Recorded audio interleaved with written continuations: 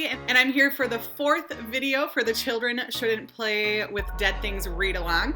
I have a couple things that I want to talk about as far as chapters go for this week. Also, congratulations to all the winners who won this week, especially those of you who get arcs of the second book, Dark Days and Dead Things. I am very excited for you, and I am excited for the book to come out, obviously, the second one. I hope you guys are enjoying the book. You got to see the Georgia scene that I was talking about in last weekend's video, and I want to know what you think. What did you think about meeting all those people who knew all this backstory about Belhaven and were telling Quinn and Kai all of these things that they didn't know, and then all of a sudden we find out that Mace is working for Alistair, and Quinn overhears that and is pissed, you know? And I just want to know what you thought about that scene because, well, I guess it was a couple of different chapters, but I loved that scene, those chapters, because I just felt like I learned so much more about the town and the history of it and the backstory, and I think that that really actually leads perfectly up to the end of the book, which you will be reading this week, and then we get to talk about it on the live show that is happening. Martina and I trial ran it today and figured out the glitches and everything, and both of us were just laughing the whole time because it was ridiculous. I was trying to figure out different programs and all this stuff, and so anyway, we got it figured out and we set a date, so if you watch the rest of this video and hear my thoughts, I will announce that date and time at the end of this video. So let's get talking about the chapters we read this week. Alright, so we're gonna start with the scene that I was talking about when they went to Georgia and met all those new people. And it was right as they walked in. There's no, hey, how's it going? Nice to see you again. This is how Mace is greeted. Until Shelby told me about your deal, I thought for sure you were still in that dungeon being tortured, she said. She had a faint accent, Irish maybe. She had a full figure and dark chestnut hair, and she touched Mace as if she had a claim. Hoped would be more like it, Bridget. You had it coming, she told him. Don't steal from the hyenas. They're a messy lot. Mace gestured vaguely. So I've learned. He told her dismissively, I'm looking for Tate. What a great way to come into this cast of characters that we have no idea who they are or how Mace even knows them. And basically we learned that there are hyenas that you can steal from, that Mace was trapped in some sort of cell being tortured. I mean, all the things just in that tiny little scene that come up, like questions like, holy crap, what is Mace involved in? And how old is he actually? Because he's immortal. Oh, so we don't know those. So many questions came up about Mace and just this other group of people in just this like one page that I was flabbergasted. So what do you guys think about that? What were your thoughts when you had Bridget saying hi to Mace in that way? I kind of want to hear what your thoughts are. So then they split up, and Quinn goes to look at books, and Tate takes Kai into this like genie bottle looking thing, and Kai's like, oh boy, does he want to make out with me? Is he attracted to me? I don't want to give him the wrong idea. And then all of a sudden, Tate notices that Kai feels a little bit uneasy, and he says, relax. I can smell him all over you, Tate told him with a wave of his hand, flopping into the pile of pillows and slugging straight from the bottle he still clutched. I can keep my hands to myself, as irresistible as you might be. And he winked at him. Kai's annoyance flashed to the surface. I don't belong to him. I don't belong to anybody. So Kai, I think, is like trying to struggle with his desire to be Reese's boyfriend, and now all of a sudden another person who he just met is like, I can smell him all over you, don't worry about it, I can control myself. I thought that was so funny that that's how he came in and that's how he eased the tension, how Tate eased the tension between himself and Kai. I thought that was really unique. So then Kai starts learning a little bit about the history of Belhaven, and he finds out that it used to be called necromancy, and that the previous residents of the town way far back had these plans to summon the Morrigan for death magic. It says, the story goes, the Morrigan was so displeased with the town she cursed them and all magical beings so that in order for one to inherit their magic, another would have to die. And then Kai says, you're saying our town summoning the Morrigan is the reason all supernatural powers come at the cost of somebody else's life? It wasn't always that way? He shook his head. It does have that sort of divine irony the gods are fond of. A rather fitting punishment for people who were so eager to get their hands on death magic. So the previous residents of that town wanted death magic. So then toward the end of the scenes where they're in that place in Georgia, we learn that Mace is working for Alistair. And when he was talking to Shelby, Shelby finally says, "Tell Alistair that I'm not going to continue to be the one who gets my hands dirty while he plays the good guy." He inclined his head. "I'll relay the message." He turned and walked directly into Quinn, who stood just outside the door, a small leather-bound book in hand. "You work for my father?" He shook his head like he should have known. Mace's eyes widened. "Quinn, I can explain." "Oh, I just bet." And imagine how Quinn is feeling at this point. He thought he trusted Mace. He thought Mace was there to help Ember. And all of a sudden, he realizes that his dad, which he kind of already figured out that his dad wasn't exactly the best person in the world, but maybe didn't realize how deep that went, all of a sudden now realizes that Mace is working for Alistair, his dad, and maybe not as trustworthy as he seems. So then it comes to the part where the Grove is going to show up at the house and wants the entire pack there. And Kai and Quinn and Mace get back from their trip to Georgia, and they come in, and the Grove is there, they know, and Kai runs up to Reese and like kisses him in front of everyone, which is really cool. And then Reese says, before anything, after the kiss, this is what he says: "You stink like somebody else," Reese grumbled. "I hate that. If I live, you can roll around in my laundry basket and make everything I own smell like you. Deal?" He laughed softly, hoping the wolf would smile, but he just looked sad and a little desperate. Kai wished he could have gotten just one real smile from him.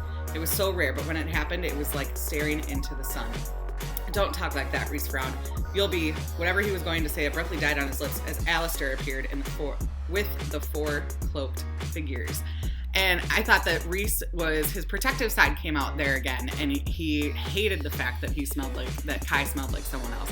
But I thought Kai made it awesome when he joked, like, "You can just roll around in my clothes when I live, okay? That'd be great."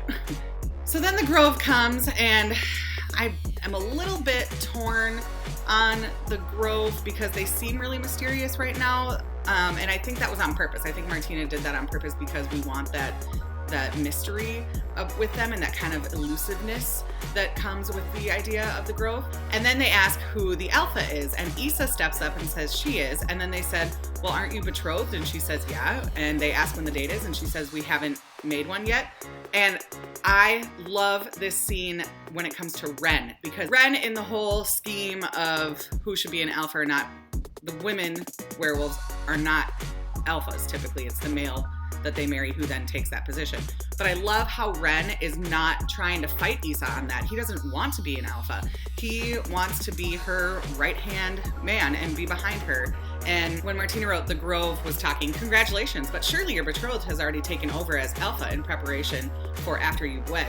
Reese stiffened behind him, and Kai tried to soothe him by reaching back and squeezing his hand. They were in completely new territory.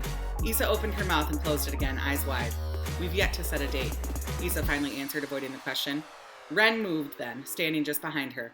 "Ren Davies, blood heir of the Blackthorn pack, and Beta to the Belladonna pack," he said, inclining his head. Kai's heart burst with love for Ren. He didn't step in front of Issa or even stand beside her. He stood behind her, making it clear she was his alpha as well. Ren also didn't acknowledge his archaic right to rule because of marriage.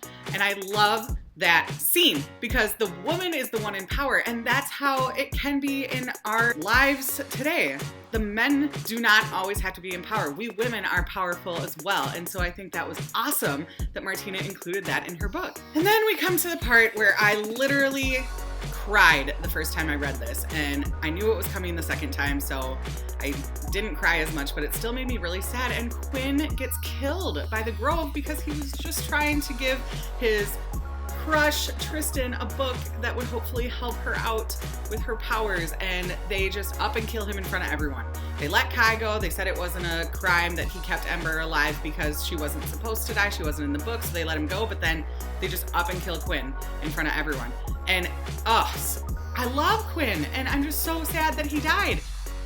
And then we find out later that Alistair took all of 2 days to mourn his death and not even going to have a funeral for him. In chapter 59, it's Mace's chapter, and it says, "It took less than 48 hours for Alistair to remember they had unfinished business. less than 2 days to forget about his dead son and soldier on with his plans. It took a special kind of monster to be that twisted, and that was coming from him, Mace, the monster. Alistair called his phone every 45 minutes, but Mace had no way of excusing himself because he was helping Ember. So then Mace finally gets away and answers the phone, and Alistair wants him to do his dirty work. He talks about the Blade of Osiris and wanting that from Mace, and at this point Mace is just cutting off all ties with Alistair and saying, look, I'm not working for you anymore. I don't want to deal with this anymore. I'm here to help Ember. His loyalty has kind of changed from Alistair and not really knowing what he wants with his life. He now has a purpose to help Ember, and he has people who actually care about him and treat him like a person with feelings. And it was so nice to see him cut off those ties. And of course Alistair threatens, if you don't work for me, then I'm going to make sure that Ember loses everyone she cares about, and blah blah blah. And then Mace says, and so we're very clear, if you attempt to harm Ember or the pack, I'll show you why hell didn't want me.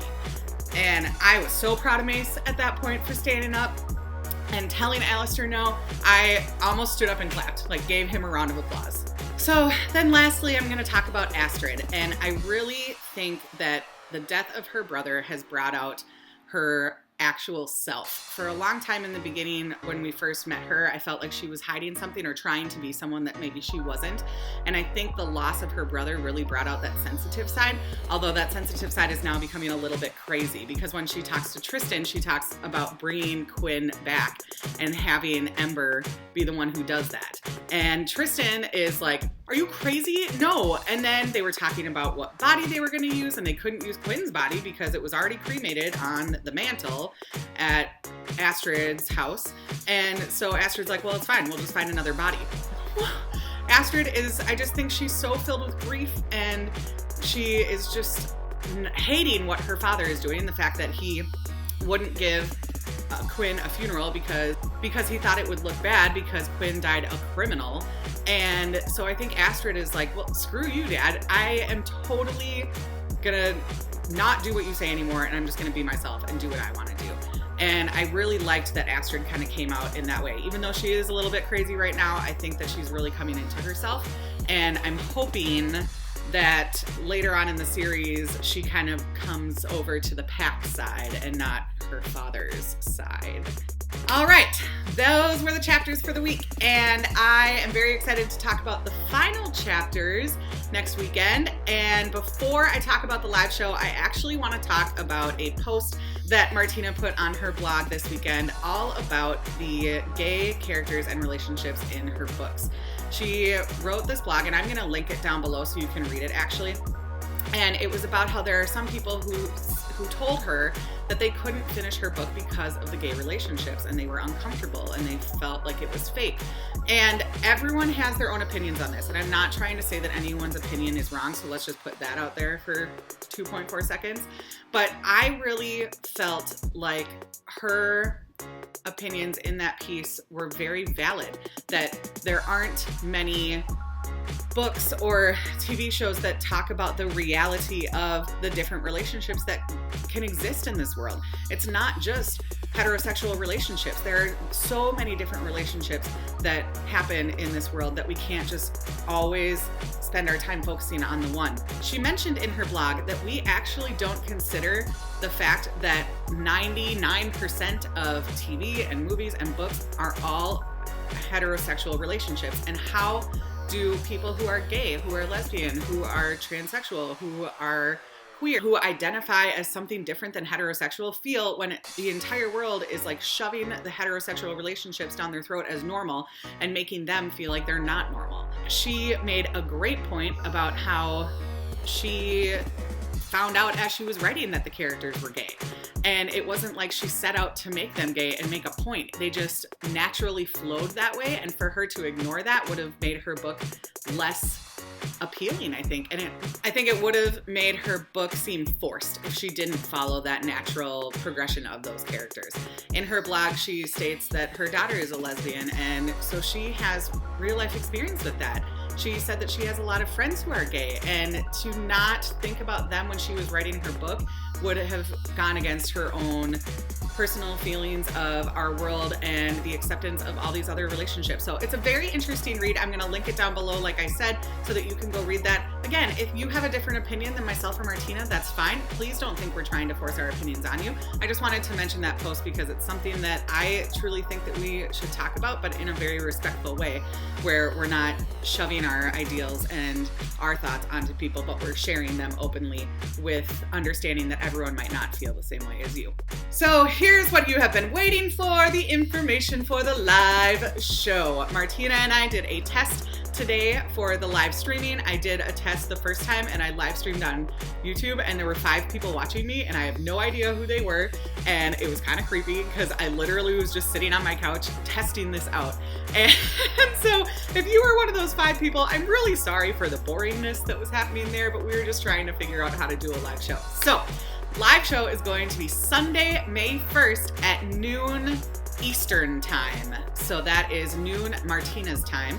And we decided to do it at noon or in the afternoon on a Sunday so that the readers, any of you who are over in Europe or anyone not in the US time zones, would still be able to join. And we're hoping that it's going to be like 7 p.m. your time, 8 p.m. your time. So hopefully not too late for you so that you can watch the live show.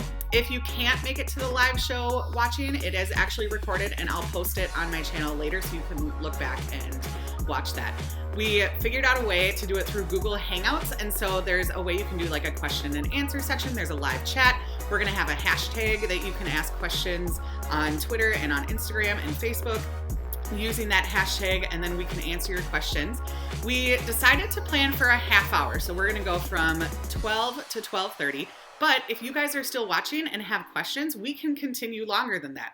We just didn't want to plan a too lengthy live show because we want it to be interesting for you guys, but then also want to let you know that we're not going to just stop at a half hour if you have questions to ask. So that's the live show. Those were the chapters for the week. I'm so excited that we're finishing the book this week. Like I said before, I'm going to leave the link to Martina's blog post down below. And if you guys have anything you want to say about the book, any questions for me, if you think of any questions that you want us to answer on the live show, post all of those down below or in the comments, or you can post on Facebook or Instagram.